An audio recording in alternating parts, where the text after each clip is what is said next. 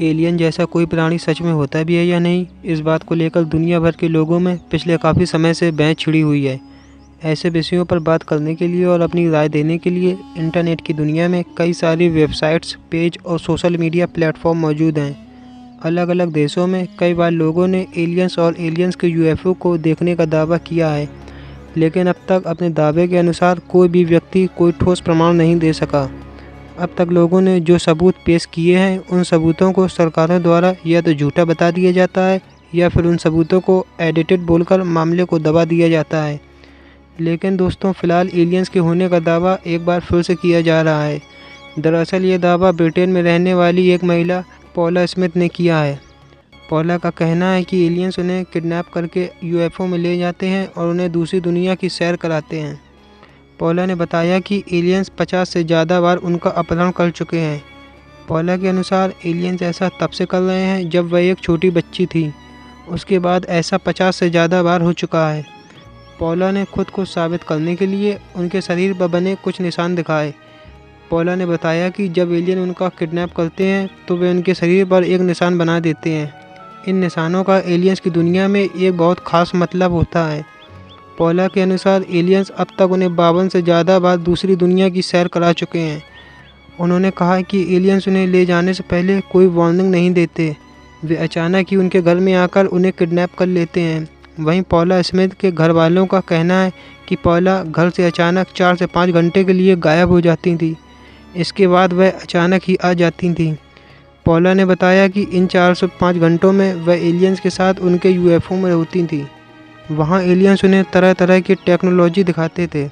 यह टेक्नोलॉजी पृथ्वी पर अभी मौजूद नहीं है और आने वाले 100 सालों में इंसान इस टेक्नोलॉजी तक पहुँच भी नहीं सकता। पॉला ने बताया कि एलियंस उन्हें किडनैप करने के बाद एक अजीब सी दवाई खिलाते थे।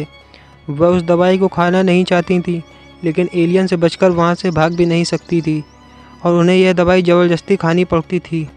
पॉला ने कहा कि इस दवाई को खाने के बाद मैं बहुत कमज़ोरी महसूस करती थी। एलियंस पॉला को समुद्र और आसमान का रंग बदलते हुए दिखाते थे।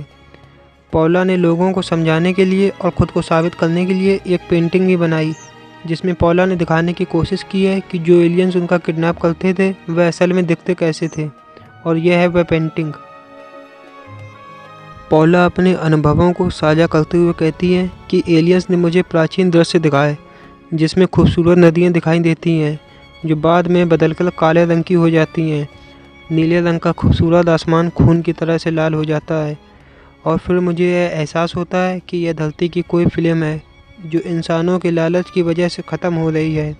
पॉला ने कहा कि इसके बाद वे अपने घर आ गई थी। पॉला के घर वालों के मुताबिक जब पॉला घर आई तो उनके कंधों पर उंगलियों के निशान बने थे और उनके चेहरे पर तिकोने आकार वाली चोटों के निशान बने थे।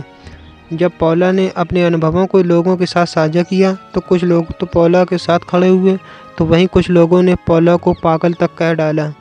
लेकिन इस बात का पॉला को कोई फ़र्क नहीं पड़ता। पॉला अपनी बात पर अडिग हैं।